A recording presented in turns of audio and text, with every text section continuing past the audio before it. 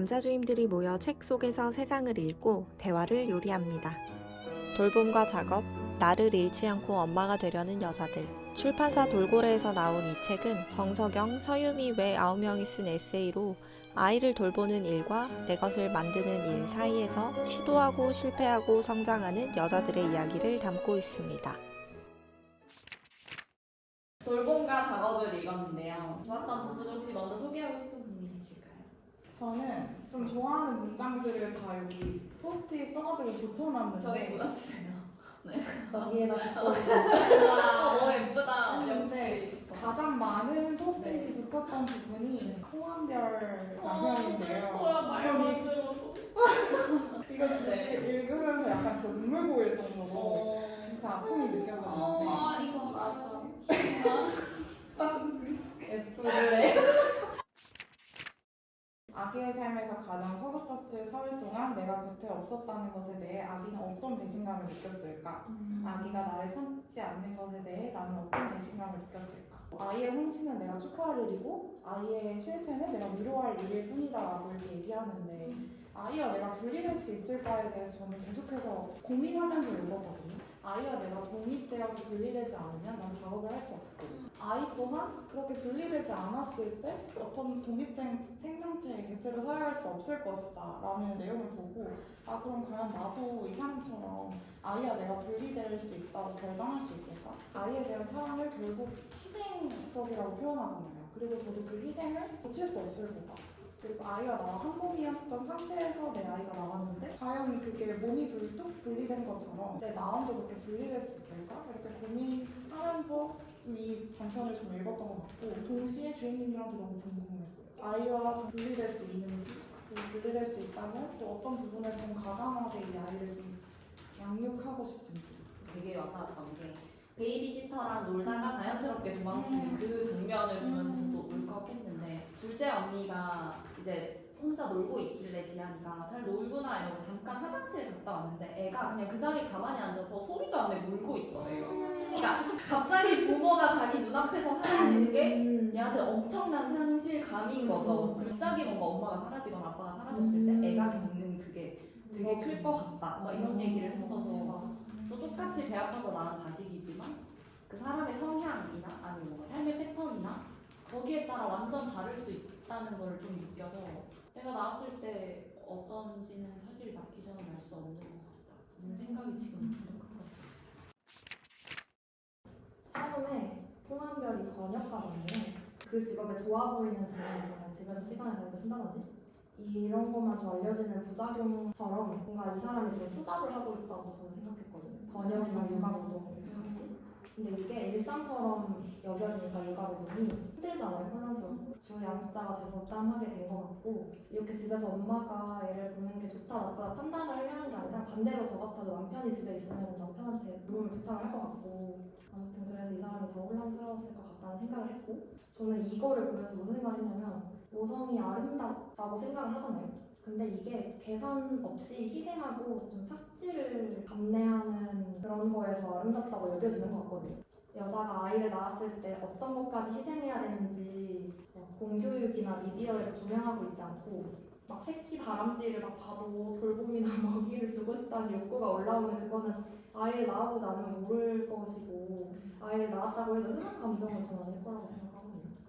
나의 성장 환경은 평범했다 여기부터 우리 부모님은 어린 시절에 전쟁을 겪은 세대의 다른 분들처럼 생존을 위한 교육 문제에 아주 민감했다.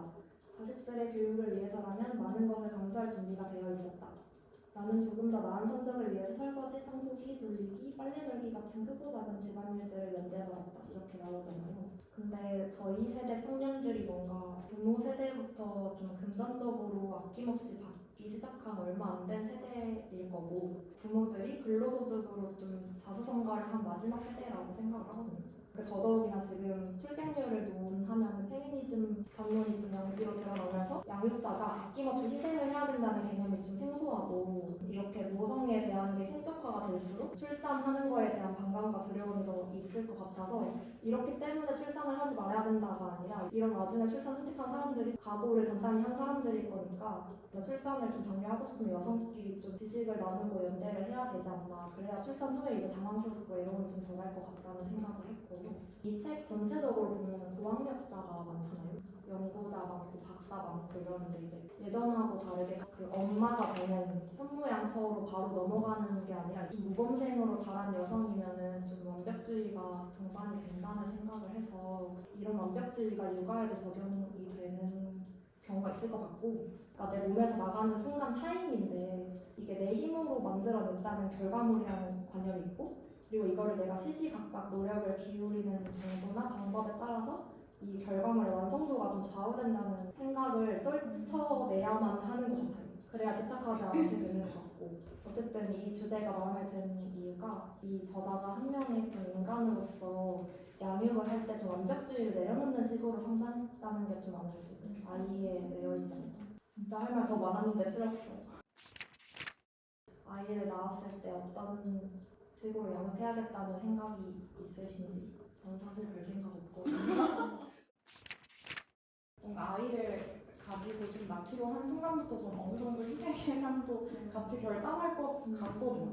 희생과 헌신의 단어가 그렇게 나쁘다고 생각하지 않는 사람이어서 희생과 헌신도 어떻게 보면 사랑으로 좀 포괄될 수 있는 부분이고, 그러니까 아이와 행복한 것들도 상상하긴 하지만 아픔과 헌신과 고통에 대한 어떤 계획도 좀 짜게 될 것 같아요.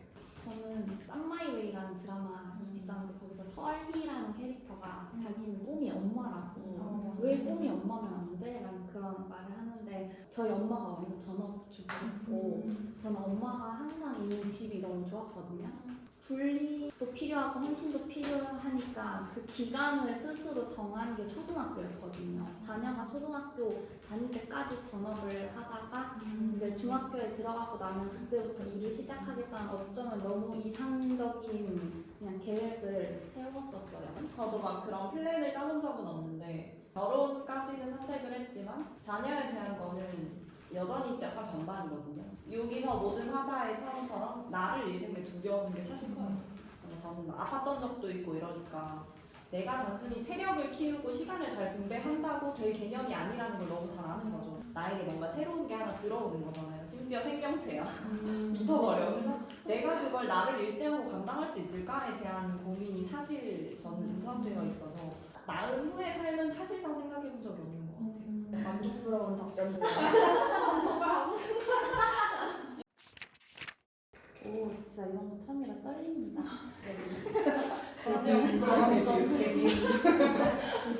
엄지혜님 긴장했다. 저는 육아보다 되게 들으면서 희열을 느꼈던 게 집안일을 이렇게 말하더라고요. 내 존재를 떠받드는 훈련, 그리고 타인을 위한 일상적인 노동, 이보다 귀한 일이 뭐 세상에 있을까? 이런 말씀을 하셨어요. 예전에는 내가 남편의 경제력에 기대고 있다고 생각했는데 그게 아니고 남편이 나의 가사노동에 기대고 있다라는 말을 하셨거든요. 근데 제가 이걸 듣고 갑자기 어렸을 때 기억이 탁 나는 게 제가 한 초등학생 때쯤에 뭔가 갖고 싶은 게 있어서 엄마를 쫄랐는데 엄마가 안 사줬어요.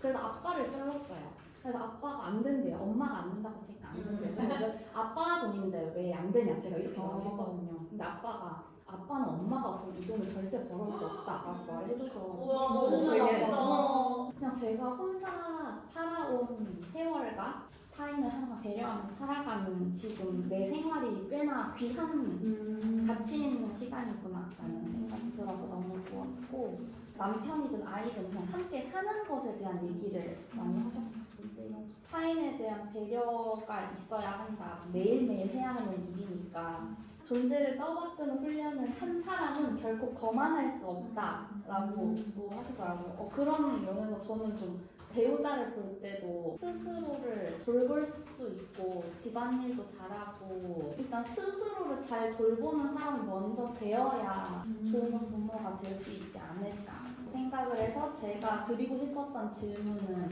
부모가 되기 전에 좀 교육을 받고 부모가 돼야 되는데 안 그런 사람이 많다라고 욕을 먹는 우리 세대가 뭔가 안 낳는다고 욕먹고 낳아도 욕먹는 게 너무 안타까워서 도대체 뭐가 부모 될 준비인지 얘기하고 싶었어요. 이 편이 답인 것 같아요. 근데 이분은 진짜 스스로 자기가 양육하는 것, 돌봄하는 것, 그리고 내가 엄마인 것, 전업주부가 된 것에 대한 스스로의 가치를 되게 높게 측정하고 있다는 생각이 들었어요. 158쪽에 차원이 다른 행복이라는 표현은 결코 가장이 아니었다. 이 말에서, 이 문장에서 느껴지는 건 다른 어떤 양육자의 이야기는 고뇌로부터 시작된 질문이었거든요. 근데 이 사람은 그래서 이게 엄청난 기쁨이고 차원이 다른 행복도 이 사람한테 진짜 가장이 아닌 거예요. 이 양육이라는 미션을 기쁘게 바라볼 수 있으면 되는 것 같아요. 그래서 뭔가 이거랑 이어져서 다른 단편에서도 스스로와 연대하라는 말이 나오잖아요. 전 그게 이해가 안 갔거든요. 다른 사람과 함께 할 때 그 연대함이란 단어가 나올 수 있는 거고, 근데 이 양육자는 스스로 연대하고 있는 거예요. 내 삶을 아이에게 치중하지 않고 내 희생도 내가 바라보고 나의 어떤 기쁨도 기쁘구나 제 3자의 시선으로 뭔가 자기를 자기돌봄하고 있는 것 같아서 스스로의 연대가 자기돌봄인가? 그럼 자기돌봄을 할 수 있는 사람이 되게 요즘인가? 답을 내렸어요. 참여형 수업 같은 거 스스로 깨달아. 뭔가 부모 될 준비가 되었다는 건 저는 좀 단순하게 아이가 뭘 필요로 하는지 그냥 귀 기울일 준비가 됐으면 되지 않았나 싶어요. 근데 이게 집착으로 이어지지만 않으면. 그래서 저는 어릴 때 그러면 애가 뭐 0세에서 2세까지 그게 애착 관계 형성이 된다고 해요. 그 언니 말에 의하면은 항상 늘 붙어 있어야만 하는 게 아니라 일반적이면 된대요. 과하게 따뜻하고 좋은 게 아니라 좀 부족하더라도 그게 한결같기만 하면은 일관성. 공동유발자. 애도 없으면 맘들의 저는 그 사라지는 마법으로 사라지지 않기 전유진 파트랑 입양 얘기한 이성환이 두 파트가 제일 저한테는 좀 많이 박혔는데 내 자리라는 그 영역에 조금은 집착하고 되게 중요하게 여기던 사람이었는데 출산을 하면서 그 모든 경계가 허물어졌다는 거죠. 급기야 어떤 침입은 스스로 더 갈구하는 상황까지 이르게 되었다. 물론 그때가 되면 더 이상 침입은 침입이 아니게 되었다. 이렇게 얘기를 하는 파트가 있는데 결혼의 과정도 조금 비슷하다고 생각했거든요. 분명히 나를 내려놔야 하는 게 정말 많이 부담되는데 그러니까 상대의 어떠함과 상관없이 근데 그냥 기꺼이 그걸 하고 싶어지는 그런 순간들 좀 많이 마주했거든요. 뭐 예를 들면 그래도 시어머님이랑 좋은 관계를 맺고 싶은 거 뭐 그런 것들이 기꺼이 나를 내어주고 포기하는 그 일련의 과정이라고 저는 생각했어요. 근데 이분의 글을 읽으면서 느껴지는 건 아이를 낳고 양육한다는 것은 그 기꺼이 내어줌에 내가 결혼으로 겪었던 기꺼이 내어줌에 뭐 몇백 배 몇천 배이겠구나 라는 생각이 조금 들었고 오히려 숨통이 트이고 자유로운 기분이 든다라고 얘기를 해요. 그러니까 오히려 내가 무엇이어야 한다라는 속박에서 좀 벗어났다는 거죠. 근데 그럼에도 불구하고 이 사람이 하는 얘기는 선택할 수 있다는 자유는 내가 어떤 선택을 하든 그 선택 자체보다도 더 중요하게 느껴진다. 어쨌든 어떤 일이든 선택의 여지를 둔다는 것은 거리두기를 마음의 기본값으로 두는 것과 같다. 거리두기는 거리를 두는 대상을 지키는 동시에 나를 지키는 방법이기도 하다. 아이를 낳으면서 나를 포기하는 과정이 뭐 오히려 좋아이긴 했지만 그럼에도 불구하고 이 사회는 선택할 자유를 주지 않는다는 거죠. 제가 그런 게 좀 캐치됐던 것 같아요.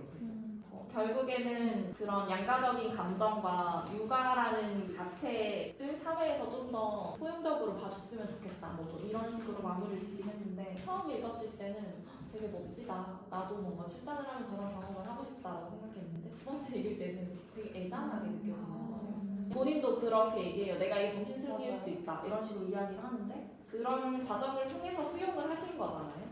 이게 지연주임님 질문에 답이 되기도 하는데 런던 베이글 CEO인 큐라는 그분이 너의 취향의 근원은 어디서 오냐 이런 질문을 받았는데 나를 알아야 된다라는 거죠. 근데 그 나를 아는 과정이 너를 알아가는 혼자만의 시간을 가져야 된다. 네가 뭘 좋아하고 뭘 싫어하는지 또 어떻게 하고 어떻게 하기 싫은지를 알아가는 과정이 계속 반복되면서 너가 자기를 찾을 수 있고 이 과정은 태어나서 죽을 때까지 계속 이어져야 한다고 생각합니다. 나이가 먹는다고 어른이 되는 게 아니잖아요. 어른이 된다는 것도 결국 나 자신을 알아야 되는 일이구나. 결국 나를 알아야 한다라는 포인트. 그런 나만의 시간을 가지는 시간이 주어지지 않은 게 동시에 돌봄 노동이긴 하잖아요. 그래서 저에게는 약간 먼 미래가 아닌 것 같아서 되게 괜히 애틋하기도 하고 좀 이걸 읽으면서 그런 감정이 전 많이 들었어요. 나를 잃지 않고 내가 무언가가 되기 위해서 어떤 게 나에게 필요한가 좀 생각해보게 됐어요.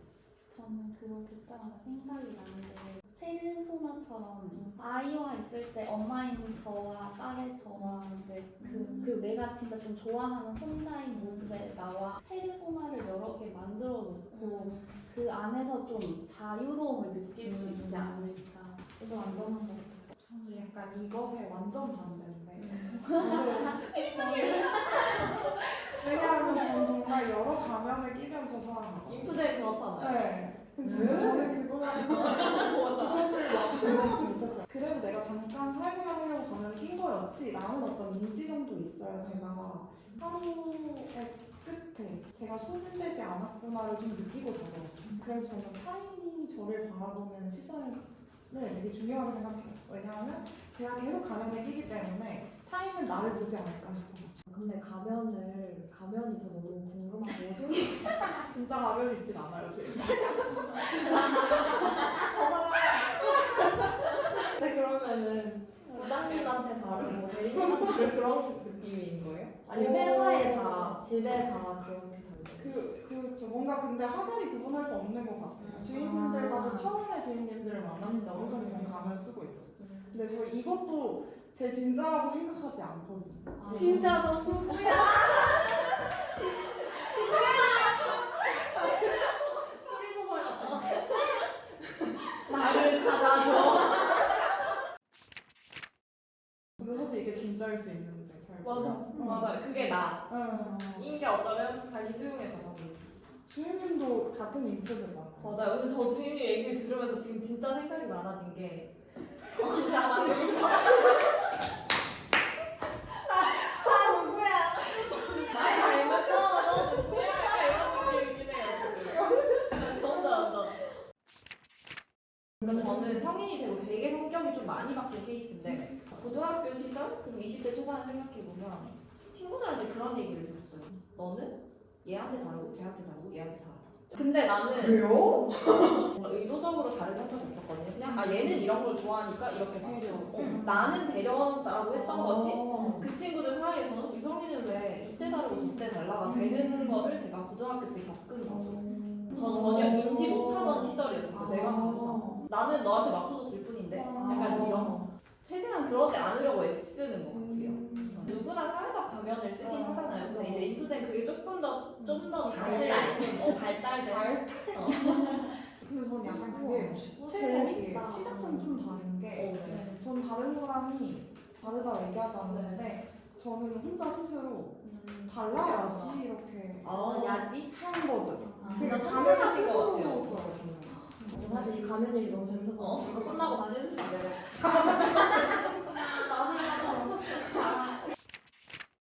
저는 세 분하고 아주 결이 다른 생각을 했어요. 제 대답은 반항이거든요. 20살 때 리스트를 만든 게 뭐냐면 내가 20살이 되었으니 내가 어떤 반항을 해볼지를 리스트를 했어요. 귀여워. 고등학교 때부터 기숙사 생활을 했고 공부 잘하는 애였고 이러니까 각 잡힌 애들이 많았어요. 제가 이틀 안에 있다 보니까 이틀에 제가 잘 맞는 사람이 아니더라고요. 어쨌든 내 10대는 공부도 공부인데 나를 자꾸 깎아내는 시간이었다면 내가 자유를 얻었을 때 어떤 반항을 하지 이러면서 리스트업을 한 게 이제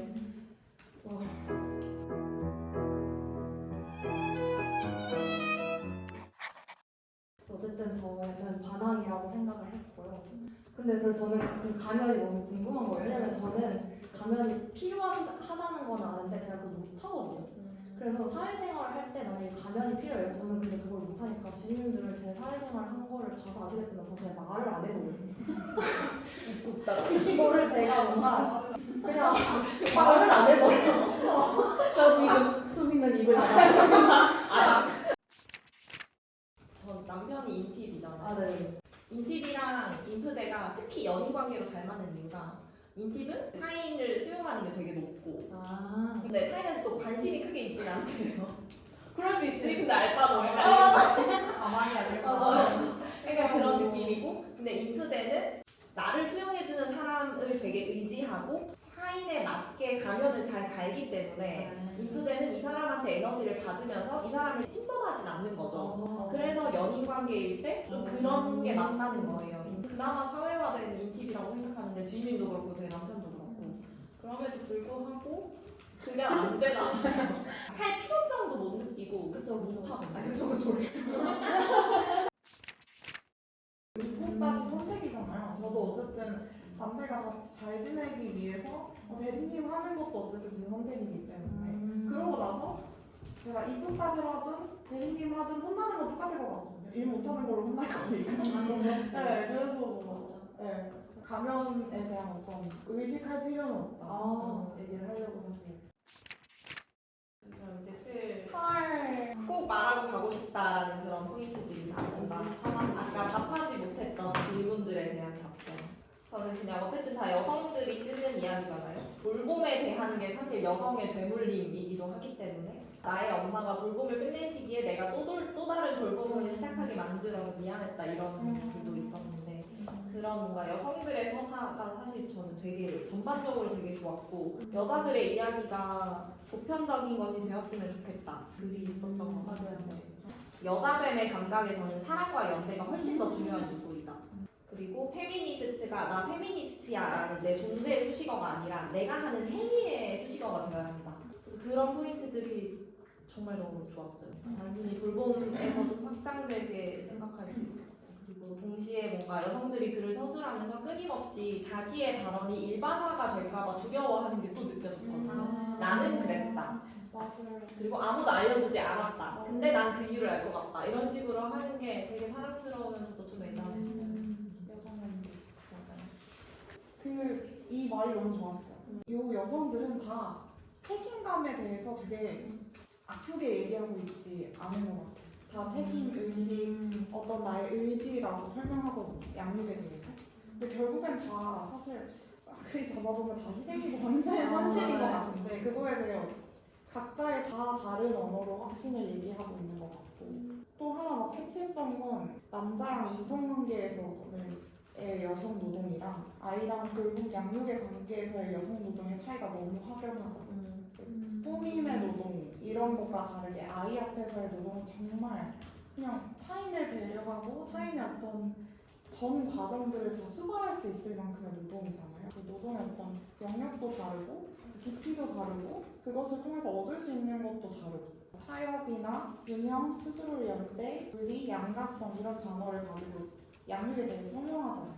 이런 미션 같은 것들을 발견할까 생각했을 때 양육은 되게 모순적이고 일반적이지도 않고 예상할 수도 없고 정의할 수도 없고 일반화할 수도 없는 행위라서라는 생각이 좀 들더라고요.